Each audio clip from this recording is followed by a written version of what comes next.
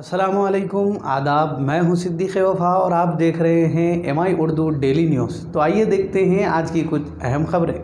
आज शहर के नेहरू पार्क पर सदर जमीयत उलमा हाफिज़ लई ख़ान की सदारत में मलून व गुस्ताख वसीम रिजवी के ख़िलाफ़ एक एहतजाज मुनज़्ज़म करते हुए वसीम रिजवी का अलामती पुतला नज़र आतिश किया गया।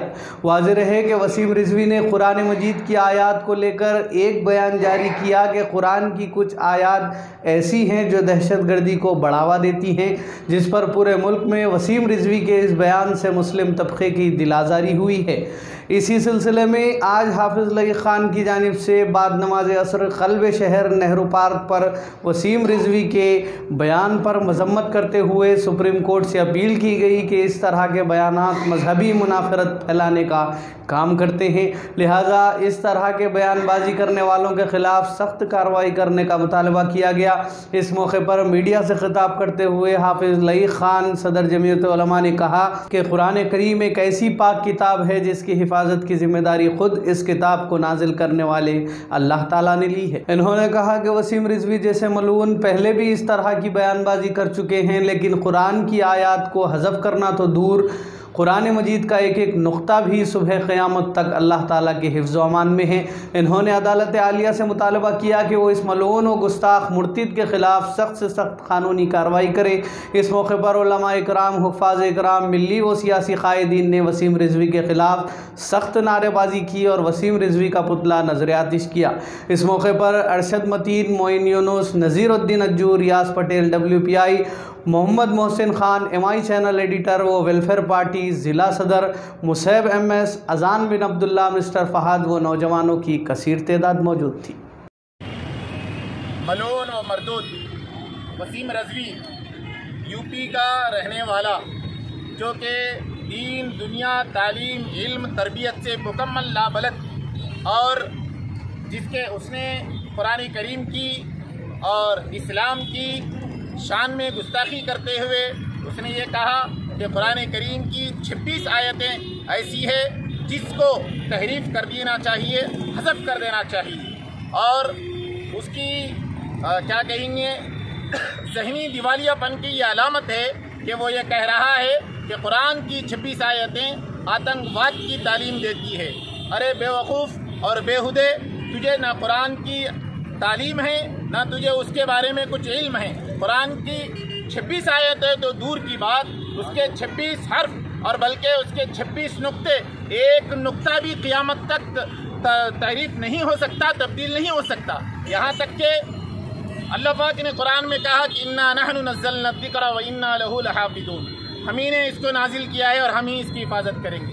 कुरान करीम एक वाहिद आसमानी किताब है जो 1400 साल से ज़ायद अरसा गुजर जाने के बाद भी जूं का तूं महफूज है और क़यामत की सुबह तक महफूज रहेगा इंशाअल्लाह। और ऐसे वसीम रिजवी के जैसे BJP और मुसलमानों के दुश्मनों के नाजायज़ नुत्फ़े से पैदा होने वाला क्या कुरान को तब्दील कर सकता क्या? और सुप्रीम कोर्ट के ज़िम्मेदारों से मैं ये दरख्वास्त करूँगा कि आपको कोई काम काज है ही नहीं कि इसकी दरख्वास्त कबूल कर रहे, रद्द कर दीजिए इसकी दरख्वास्त। और हम एक दरख्वास्त बनाए हैं कि वसीम रिजवी के ऊपर एक मुकदमा दर्ज किया जाए। उसने नफरत फैलाने का काम किया है और एक मजहब इस्लाम, जो पूरी दुनिया में इस्लाम फैला हुआ है और उसकी पूरी एक वाहिद कुरान करीम एक ऐसी किताब है जिसको सारे आलम के मुसलमान अपना रहबर मानते हैं और उसी कुरान की रहबरी में ज़िंदगी गुजारते हैं। उसमें तब्दील और तहरीफ की बात किया है। मुसलमानों के ज़ाती मसाइल में बल्कि दीनी मामलात में उसने तहरीफ का मुतालबा किया, इसलिए उसने जज्बात को भड़काने की बात की है, मुसलमानों के जज्बात को तकलीफ़ और ठेस पहुंचाई है। इसलिए हम ये मुतालबा करते हैं कि उसको, वैसे तो सिर्फ एक मुकदमा जमहूरी दायरे में करना है, अगर हमको इख्तियार होता और अगर यहाँ पर हमारे हालात मुयस्सर होते तो हम तो ये कहते कि वो वाजिबुल कत्ल है वो शख्स। अरे तकबीर,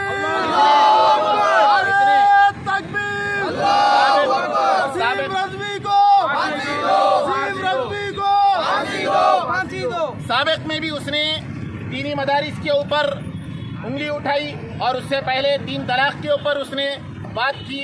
और यहाँ तक कि बाबरी मस्जिद का जो मुकदमा कई सालों से कोर्ट में था, कोर्ट से पहले इसने कहा कि हम ये मंदिर को दे देंगे, तुझे देना है तो अपना घर दे और तुझे जो जो देना है दे ले, लेकिन ये इस्लामी मामलात में इसको मुदाखलत करने की ज़रूरत नहीं है। हम जमहूरियत के दायरे में रहते हुए आज यहाँ पर पुरअमन एहतजाज किए हैं, उसके ऊपर मुकदमा दर्ज करने की पुलिस से हमने दरख्वास्त किए हैं और आज उसका पुतला नज़रातिश कर रहे हैं निज़ामाबाद के मुसलमानों की जानिब से।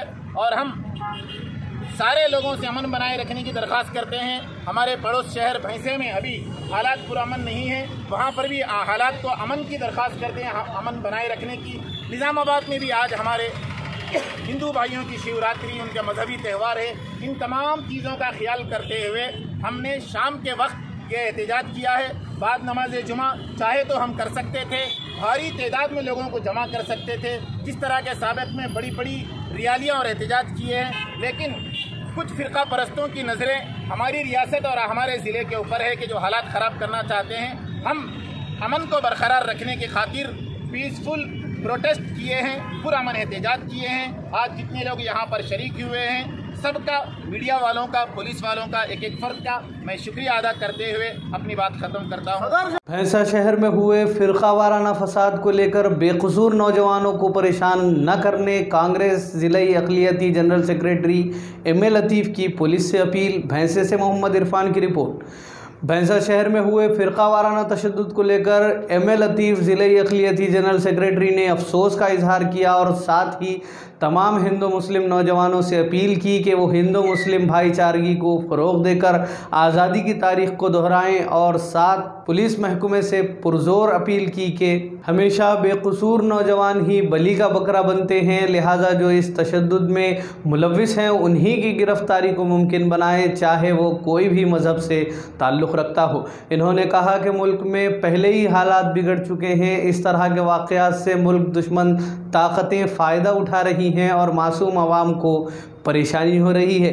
रोज़मर्रा के काम करने वाले मज़दूर पेशा अफराद जो काफ़ी मुतासिर हो रहे हैं। अस्सलामु अलैकुम वरहमतुल्लाहि वबरकातहू और सबको आदाब। हमारे भैंसा शहर के अंदर 7 मार्च बरोज़ इतवार 7 बजे के शब दरमियान में जो भैंसा शहर के अंदर जो फसाद फूट पड़ा, ये एक बदनुमा दाग है हमारे शहर के लिए, बल्कि एक अमन के लिए ये एक बदनुमा दाग है। ऐसे वाक़यात नहीं होना चाहिए, लेकिन हमारे भैंसा शहर के अंदर ये वाक़यात साल में 2 मरतबे हो चुके। तो मैं इस मौके पे मैं बोलना ये चाह रहा हूँ कि हम सब भैंसे के वासी, चाहे मेरे मुस्लिम भाई हो चाहे मेरे हिंदू भाई हो, तमाम लोगों से मेरी गुजारिश है, एक दर्दमंदाना अपील है, मैं अपील करूँ हम सब मिलकर हमारा इस भैंसा एक जो हमारा एक चमन है, हमारा ये बाग है, हम सब इसके माली है, ये बाग के हम सब रखवाले हैं। तो इस बाग को, इस भैंसा शहर को हम आगे ले जाने के लिए सब हम मिलजुल कर रहकर एक दूसरे को दुख को, दर्द को, गम को समझते हुए हम एक दूसरे से मिलकर झुलकर रहने की आदत डालें। ये मेरा गुजारिश है, ये मेरी अपील है। क्यों कि आप देखिए ऐसे वाक़यात होते तो कई गरीब जो है अपने कारोबार से महरूम हो जाते। कई लोग तरकारी वगैरह बेचकर, कोई मेवा फरोश होते, कोई तरकारी फरोश होते, कोई मजदूरी कर कर, सुबह मजदूरी कर कर शाम में घर को जो है जाकर अपना सौदा सामान लाके, राशन लाके खाते। आप तसव्वुर में लाइए मेरे भाइयों, तमाम लोगों से मैं अपील करूं, मेरे भैंसे के अव्वाम से, बल्कि तमाम हमारे भैंसे के वासियों से मेरी गुजारिश है, मैं आप से अगर छोटा हूं तो मैं आपका बेटा समझकर, मैं अगर मेरे से आप बड़े हैं तो एक छोटा भाई की समझकर, आप मेरे से छोटे हैं तो एक आपका बड़ा भाई बोल के ऐसा समझ के मेरी बात को जो है आप लोग जहन में लाते हुए हमारे भैंसा शहर को पुरअमन बनाने की कोशिश करेंगे और आगे भी हम सब हर चीज़ में मिलजुल कर हमारे भैंसा शहर को ले जाने की कोशिश करेंगे। क्यों कि मेरे भाइयों, जिस वक्त हमारा देश 1947 के अंदर आज़ाद हुआ, लेकिन हमारे हिंदू मुस्लिम की एकता को देखकर अंग्रेज जो है 1942 के अंदर देश, हमारा भारत देश को छोड़ने पर मजबूर हो गए थे।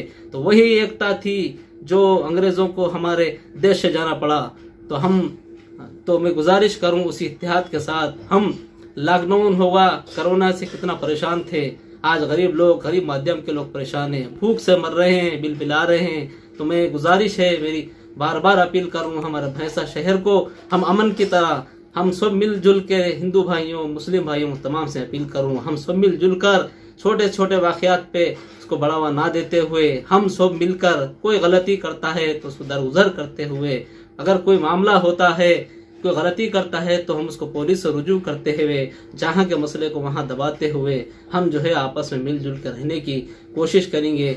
और मेरी बार बार अपील है कि आप लोग क्या है मिलजुल कर रहने की कोशिश करेंगे, हम सब जो है अमन में। और दूसरी बात क्या है, मैं हमारे तमाम पुलिस बिरादरान का शुक्रिया अदा करता हूँ, हमारे भैंसे को जो है मुस्तैदी के साथ पूरे पुलिस पैकेट लगाते हुए कंट्रोल को काबू में लिए, काबिल मुबारकबाद है हमारे रामागुंडम के कमिश्नर साहब और हमारे जो है निर्मल डिस्ट्रिक्ट के इंचार्ज विष्णु वरियर साहब, हमारे डीएसपी नरसिंह रोह साहब, सर्कल इंस्पेक्टर विनोद, तमाम पुलिस के एहलकार का मैं शुक्रिया अदा करता हूं। पूरी मुस्तैदी के साथ जो है भैंसा शहर को काबू में रख रहे हैं और बिल्कुल जो है हम शुक्रगुजार है। हम उनके साथ साथ उनके ये अपील भी कर रहे हैं कि जो खाती है उनको सख्त से सख्त दिलाए, उनको कैफे किरदार तक पहुंचाए कि दूसरी मर्तबा वो इस तरह की हरकत ना करे। हमारे भैंसा शहर जो एक चमन है, एक फूल है, एक बाग है, इसको बिगड़ने से रोकने के लिए वो खातियों को कैफे किरदार तक पहुंचाए और जो बेकसूर है उनको जो है कैफे किरदार तक पहुंचाना, बेकसूरों को अरेस्ट ना करे। बल्कि एक मेरी गुजारिश है, मैं एम.ए. लतीफ आपसे और एक बार अपील करता हूं, हम वो गांधी जी के नारे को याद करो जिस वक्त देश की आज़ादी में उन्होंने कुर्बानी दी थी और उस लोगों को मुत्तहिद करे। आप याद करो गांधी जी की कुर्बानी को, आप करो याद करो अशफाकुल्लाह खां की कुर्बानी को, आप याद करो भगत सिंह जी की कुर्बानी को, उन बुजुर्गों, उन रहनुमाओं की कुर्बानी को याद करते हुए हमारे भारत देश के अंदर हमारे तमाम लोग हम मिलजुल के एक दूसरे की बातों को दरगुजर करते हुए प्रेम को जो है अपने मन में लाओ, प्रेम को अपने दिल में लाओ, अपने प्रेम मन की जो है बात एक दूसरे को बोलो, प्रेम से रहो, एक दूसरे को दुख को दर्द को समझते हुए मैं आपसे और एक बार गुजारिश करूँ, आप इस तरह के हम सब मिलकर रहेंगे बोल के मैं आपसे गुजारिश करूँ। तो नाजरीन, ये थी आज की अहम खबरें। मज़ीद न्यूज़ अपडेट्स के लिए हमारे साथ बने रहिए और देखते रहिए हमारे चैनल। अब दे इजाज़त, अस्सलाम वालेकुम।